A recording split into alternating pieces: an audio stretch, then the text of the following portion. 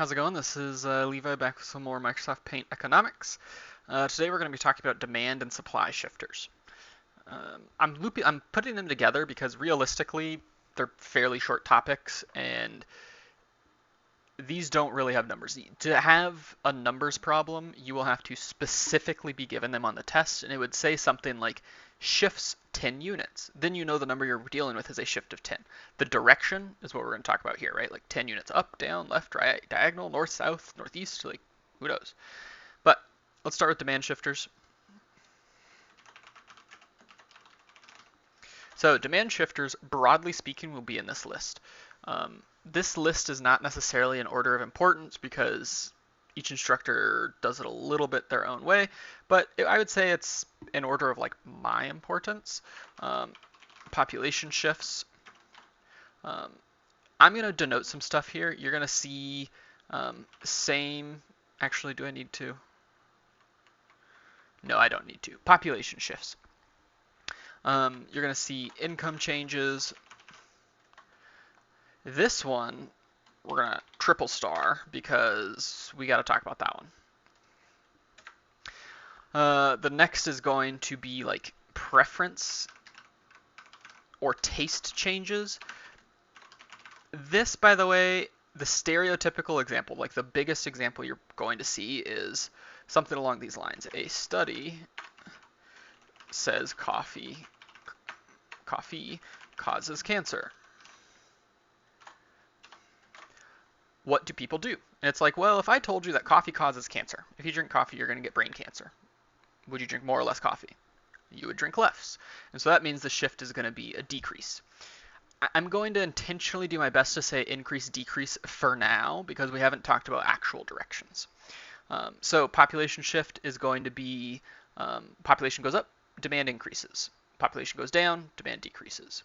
Preference taste changes, we just talked about that one. And it could go the other way. You could be like, oh, a study shows that ice cream boosts your IQ and makes you better at tests. What happens to the demand for ice creams on college campuses? It's like, oh, demand increases, right? So it's all that kind of stuff normally. I would say that these are the three biggest ones. There's this one that I don't love. Mostly, this one I have to do in a separate video, so I'm going to talk about it very briefly here just because it's the hardest of the group. And it's the same for supply. We're going to put them together later. Price of complements, let's stick with the convention, oh my word, complements, substitutes, okay? Again, this is a very big one. This is going to come up on a test, 100%. It'll get its own separate video. Same with the supply ones. So that's our demand shifters. I might have missed a minor one. I'm trying to think just off the top of my head. I don't script these videos at all. If something comes to me, I'm like, oh shit, I missed a big one. I'll come back and fix it. But this is going to be supply shifters. All right, so supply shifters, that's going to be like changes in number of firms, companies, suppliers, whatever you want to call them. Doesn't matter. Hopefully pretty intuitive. If more people start to sell jeans, there's going to be an increase in supply. If less people decide to work, there's going to be a decrease in labor. Labor is going to get its whole own video. Side note, it's terrible. Well, not terrible to graph, but it confuses students because things switch around. But that's just an example of like less people working, lower supply of labor, decrease.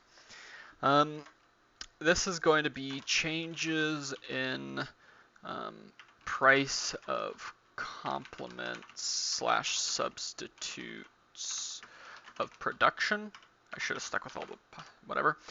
Up here, I should be a little more clear. How do I want to do this? I'm going to do it this way. We're going to do this. Then we're going to do this. In consumption, I don't know why that's bolded, but it is. And then down here, we're going to put our thing back and come back to where we were talking about.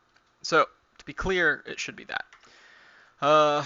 Next is, are these the big ones? These are the biggest ones that I can think of. I would say these are the two big ones. Like supply shifters are normally easier to test. Well, how do I want to say that? Supply shifters are more narrow in what you can test compared to demand shifters, generally speaking. And again, if I'm like, oh, I missed a big one, I'll correct it later. In fact, I can just pause it real fast and check. Yeah, quick Google didn't show anything. I'm pretty sure these are the major ones. One thing that I want to point out. There we go. Something that does not, I don't know how much more big I can make that, does not shift supply or demand is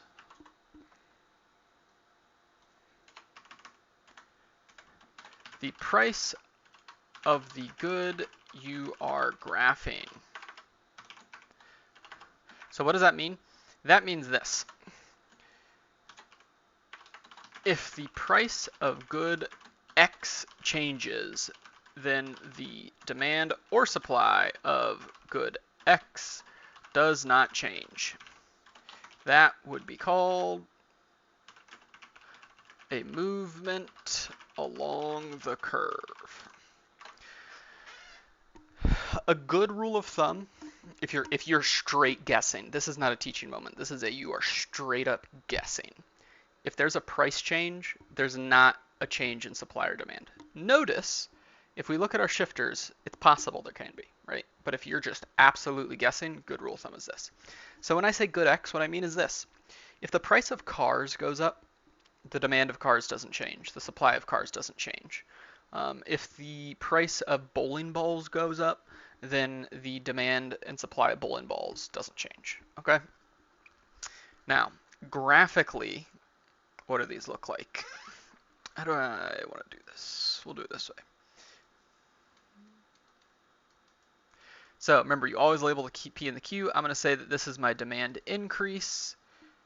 This over here, I should get them on the same. There we go. This over here is going to be my demand decrease. I'm sorry for the shitty handwriting, but we draw in our standard graph.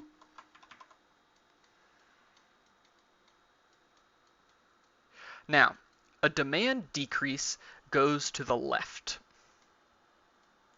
You might be thinking, Levi, you're a dumbass, it goes down, decreases down. Do not think that. It does not work for supply, and you will get things wrong. It's left. Left, left, left, left, left, left, left, left. Okay? This is an example of me jumping the gun. I did decrease, and I wrote increase. So decrease, and we'll do this as the increase over here. But over here, when you have the demand increase, it goes to the right. Not up, not up, to the right. Again, that's only because it fails for supply. It works for demand, you're right. So if you really want to remember it that way, it's fine. It will not work for supply, and you will get things wrong, okay? So for supply, we're going to have these graphs.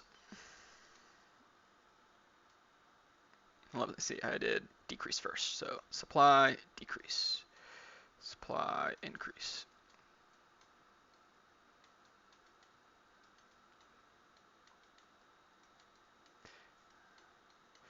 Whenever I say basic graph, I just mean this X. There's nothing fancy about it. Label everything. Did I mess up my labels up here? I didn't, okay. So when supply decreases, remember, not up, down, left, right, always for shifts. That means supply is shifting left. In case you don't know, this little apostrophe when it's said out loud means prime, so I would say S prime.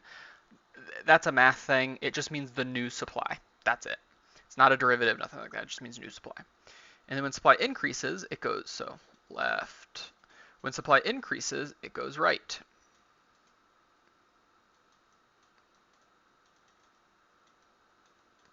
Okay?